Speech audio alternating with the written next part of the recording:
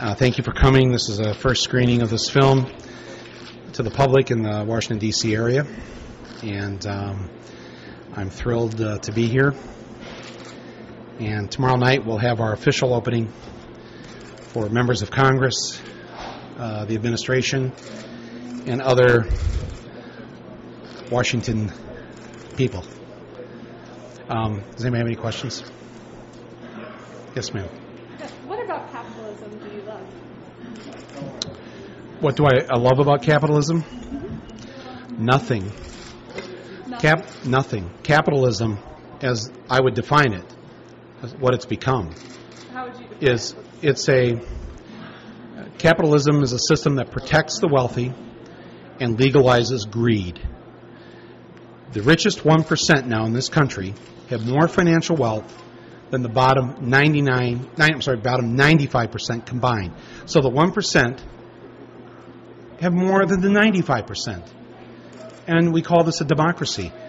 Where's the democracy? Where's the fairness? Where's the sharing? So I think that I'm bored with the debate of capitalism versus socialism. Capitalism is a 16th century philosophy. Socialism is a 19th century philosophy.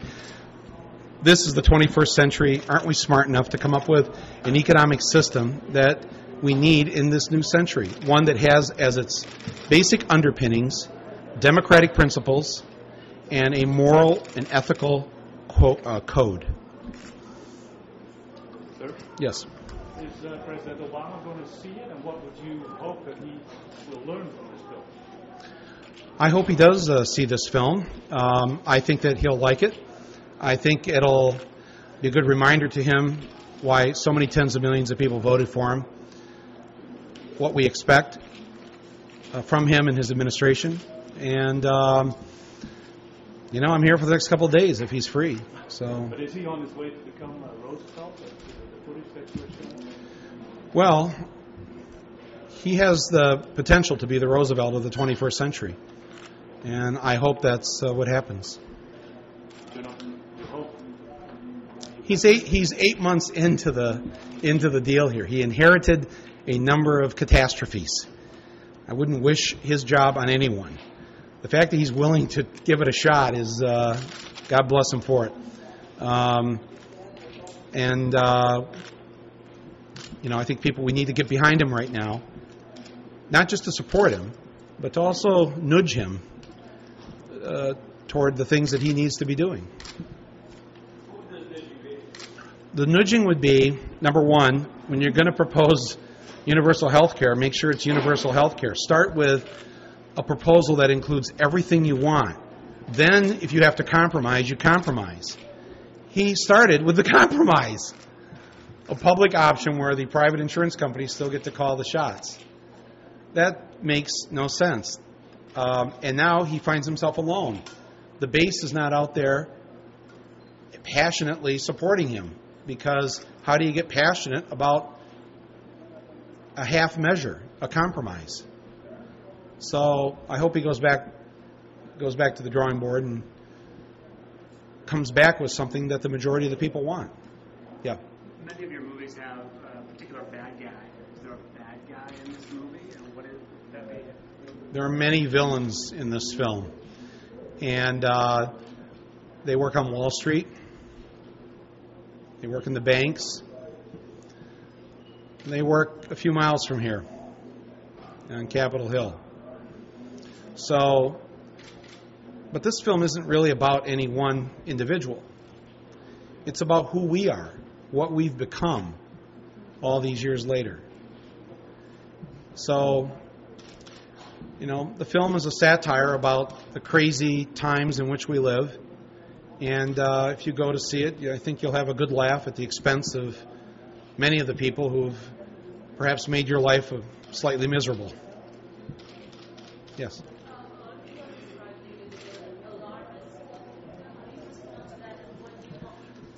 People have described me as an alarmist. That is correct. 20 years ago this week, I rang an alarm bell about a company called General Motors. And I said that this company isn't going to last if it continues to operate in this way, And it's not just going to be Flint, Michigan 10 or 20 years from now. We're going to see Flints all over the country.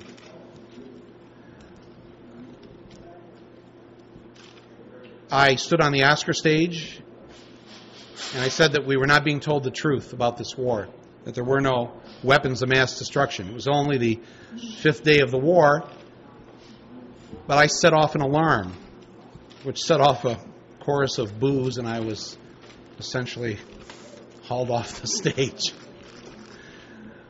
2 years ago, I made a film about the dismal state of healthcare in this country, sounding the alarm and saying it's about time we got over whatever the problem was with Hillary Care or 15 years ago and get back and get busy with something that is really should be priority number one domestically in this country. So that's my job. I try to ring these alarm bells. I would hope by now, after 20 years, that people, even people who don't agree with me politically, would at least give me the benefit of the doubt and say, oh, here's the guy that warned us about General Motors. Here's the guy that warned us there'd be no weapons of mass destruction. Here's the guy that got the debate going, the discussion going on universal health care. And maybe go into this film and listen to a few things I have to say. Many of those people are not giving you the benefit of the doubt. I know, it's too bad, isn't it? It's like, it's to their detriment. It's to the country's detriment. I don't know what else I can do. I start to take it personally. Like, am I saying it the wrong way? Or maybe they don't like the comedy? Or maybe I should try to lose a little more weight? I shave. Yes?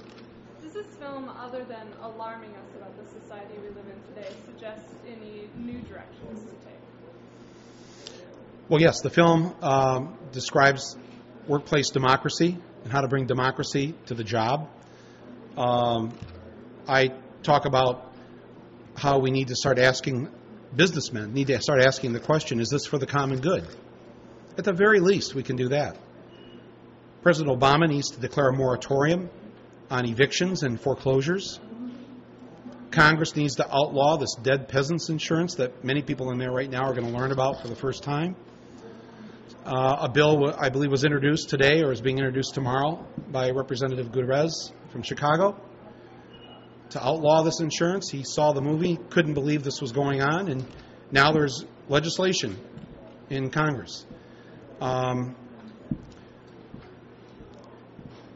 If you've seen Wendell Potter, the former vice president of Cigna Health Insurance, on any of the talk shows lately, or on Bill Moyers a couple months ago, where he revealed that when Sickle came out, the health insurance industry got together before the film came out and plotted how to smear me and this movie. They made a list of journalists they thought they could get the talking points to. They decided to call and badger every film critic before they even saw the movie. And they warned members of Congress, Democrats, if they sided with me or this film, they are going to have a fight. They're going to work against their reelection. So there's a reason why those in power get really nervous when these films are released and why they go after me with such a vengeance. You could step back from it and you could go, geez, it's just a movie.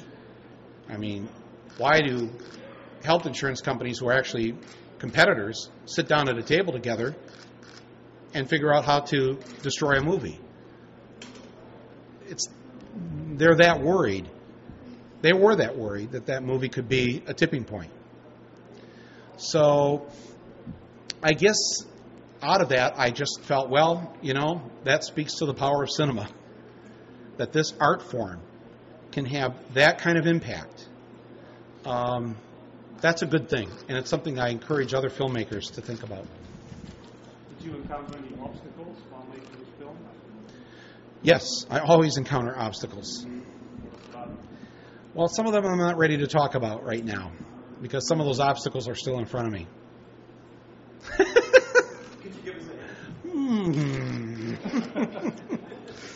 He sent us a secret message. No, but I feel that now is a different time with the recession and everybody in Wall Street got their butt kicked. So maybe it's a different time now to have this movie than, for instance, when Sicko came out, or Fahrenheit